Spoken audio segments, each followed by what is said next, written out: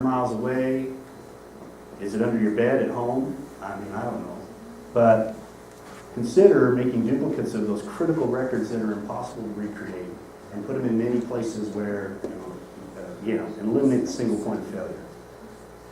All right, so finishing up here, what do you know about the capabilities inside? Because this is where mitigation can start to happen. You have folks that are knowledgeable in certain essential skills. And I'm not just talking about first aid and saving lives, although that should be your number one priority in your plan. But also about the essential things that you need to know. What are the capabilities within your organization? What about the capabilities outside? Another pitch for getting to know your first responders. Invite them into your buildings. How many of you have in your plan or your directory the local community and customer manager for Rocky Mountain Power? One thin hand. Two, thank you, sir. Sorry, I overlooked you. Okay? When the power goes out and you need to know how soon it's going to be back on, that's the person you want to get in touch with, not their toll-free number that everybody else is calling at the same time. Every region in Utah has a community and customer, or customer and community, one or the other manager, and they serve your area. If you don't know who they are, email me. Tom's got my email. I'll contact Rocky Mountain Power and have them find you. Because that's someone you want to be able to get in touch with at 3 o'clock in the morning when all of a sudden the gas quit working or the electricity got turned off. Okay, is that local point of contact to get utility restoration going. All right, so we talked about fire drills and the active shooter drill. How many have had an active shooter drill in the past 12 months? Past 6 months? Past 2 years? Okay. We have a video we have our employees, mandatory employees watch. Okay, and that's a good start, and I'm going to pick on it. So forgive me, I'm going to pick on it. So, can you teach me how to hit a curveball by watching a video? You can teach me a little bit. Yeah, you could start. But nothing beats muscle memory. You got to physically walk out of the building, walk to the rally points, practice getting out, practice communicating. Who's in charge of the administrative building? Who was that that put their hand up and said, I'm in charge of the county administrative building? Is it 1 floor or 2? So how does the second floor where the shooter is communicate to the first floor that there's a shooter?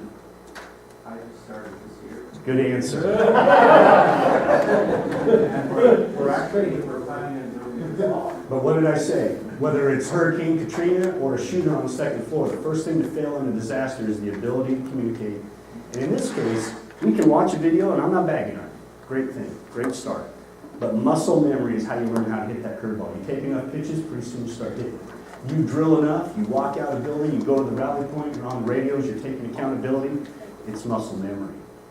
And that'll matter when you need it. It's not much different than running the evacuation drills. We run those all the time. Then have your police department come in and pretend to be the bad guy. And how many will they catch before you've all got out safe? It'll turn into a fun game, and it'll make a point. Our police department's doing that with the elementary school. Excellent. Excellent. And that's what we need to do. So again, another plug for inviting your cops and your firefighters to come in.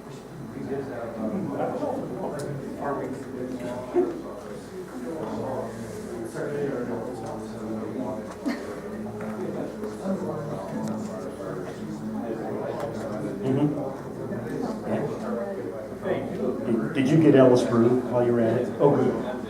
He's a friend of mine. He deserves it. All right, so I think I made my point on that one because there's a lot of conversation about it, and that's good. Another simple idea, are any of your facilities next to a roadway that moves hazardous materials, or next to a rail line that moves hazardous materials? Or are you next to a building that's loaded up with hazardous materials? So instead of evacuating, is sheltering in place one of your options, or should it be? And if it is, do you have the right materials? Not only visqueen and duct tape to seal off the room, but do you have that Stanley tote that's got water and food and a radio and flashlights? And what if you're going to stay there for 12 hours and it's 4 o'clock in the afternoon? And you're not going to get cleared out of there just before the sun comes up. Does anyone need their cardiac medications, their insulin? Okay, stuff like that. Now, I get that these are wild, maybe never happen scenarios, but that's what contingency and continuity planning is looking at what could happen, what's the likelihood it could happen, and let's start trying to deal with that. This is one that might resonate with you. Is the check going to cover it? Can we cover the deductible? That's probably not your concern.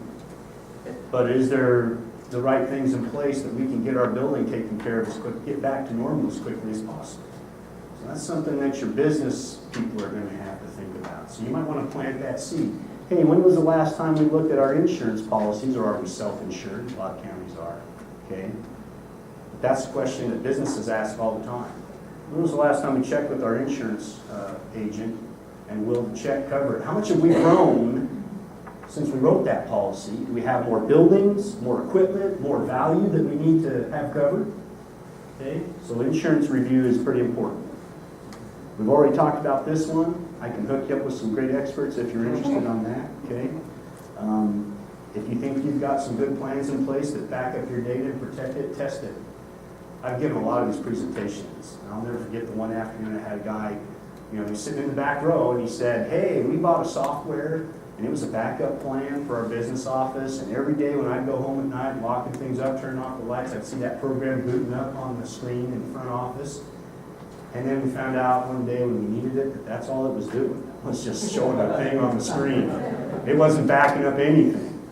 So if you think you've got a plan for backing up data, test it. If you think you've got stuff in place to protect your systems against hacktivists and phishers and whatever else are trying to get into your data, and county data is attractive. It's got lots of secrets and lots of valuable information that they can convert into money for them. Okay? So if you've got these systems, tell your IT folks, hey, we need to test that. Let's run a drill. Let's go on our backup plan, whatever. Okay. Same with your data protection and your ability to recover it. And here we're going to end up, so I'll finish up really quick. As I said, your company's only as prepared as your employees are. And what is your company willing to do to prepare your employees? Okay. So when I came to work, they took my picture, they put it on a card, I got credentials, they gave me a 72-hour kit to keep under my desk just in case. And that was their investment in my preparedness. Does anybody here at your companies hold employee safety fairs, preparedness fairs? Yeah, a few hands go up. Try to hold those regularly and make them fun, because it's not a very sexy topic, I get it. We just don't have a hurricane season where we see the real value in preparedness. It's a concept that happens somewhere else. We haven't been there, suffered that, like the Gulf Coast and the East Coast. So all I can do is talk about it. But when that day comes, that you're going to be the ones that have been there, suffered that, then we really get the value of preparation. So what would you be willing to do in your company? Simple preparedness measures, like during flu season, put an emphasis on sanitizing often touched surfaces, door handles, desktops, countertops, steering wheels. What about putting more hand sanitizer around the workplace during flu season? What about flyers above the urinals that remind guys, hey, wash your hands? In the stalls that remind women, hey, wash your hands, it's flu season. Okay? Stuff like that. So some of this preparedness stuff doesn't require any money. Requires a little bit of time and some copies printed off, and that's about it. Maybe some hand sanitizer. Do you have a cache of workplace emergency supplies? The essentials. Seasonal essentials like stuff to stay warm, food, water, and maybe peel the layer on that once and consider, should we have some emergency medications? Well, that's a personal thing. So spread that word to your employees. Hey, can you bring additional stuff for you? Keep it in your desk. So you have some opportunities to get involved right away. We have the Great Utah Shakeout coming up on April 15th at 10:15 in the morning. Okay?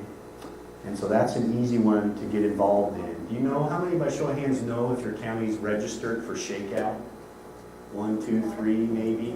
Go back, plant a seed, and someone take the initiative and register your county. Right now we've got almost 600,000 people statewide registered for Shakeout. And it can be as simple as drop, cover, hold on underneath your desk. You got to come out sometime. You can't sit there all day.